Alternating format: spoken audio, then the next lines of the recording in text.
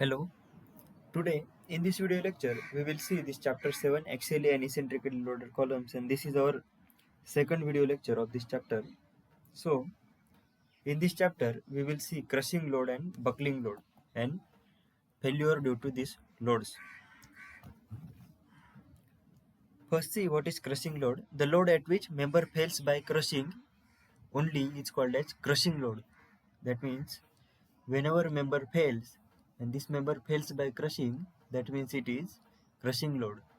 Now see these figures. This first figure is short column crushed. Generally, crushing occurs happens in these short columns because see long columns fail due to buckling, and this short column generally fail due to this crushing load.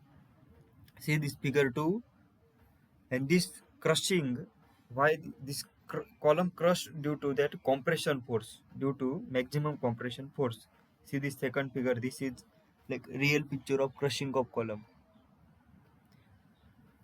Now I will give you more theory related to that crushing load. See, compression failure is the crushing or yielding of material itself and not the whole column.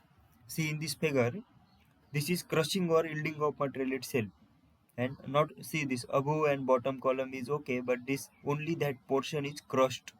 So that is meaning of that. Shorter and wider columns normally fail under compression failure when the axial, see this shorter column and normal column generally fails under that crushing. Yes, shorter and wider columns normally fail under compression failure when the axially loaded stress exceeds allowable stress. See, this is important point. Axially loaded stress exceeds that allowable stress, then this failure happens. And compression failures occurs when the concrete start to fail or bulge. See, concrete take compression and like that rebar takes tension, and that here compressive failure happens. That's why that concrete starts to fail or bulge.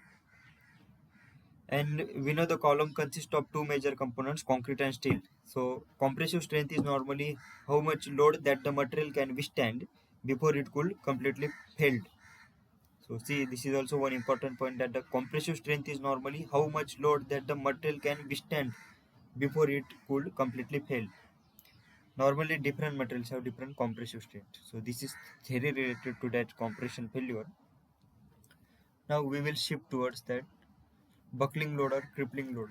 See, the load at which the member just buckles is called as buckling load.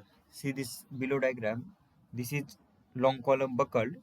See, I told you that normally long column buckles. See this second picture, this is buckling.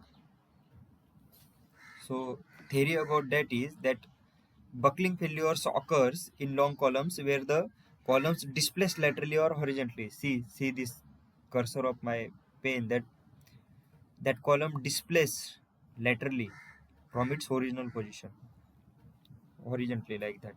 We don't need to analyze the design of the structural members, but we do have the responsibility to identify the type of failure occur, whether it is because of the concrete we use for the design. Okay, so those both are important terms, that crushing failure for short column and this buckling failure for long column. Okay, thank you very much.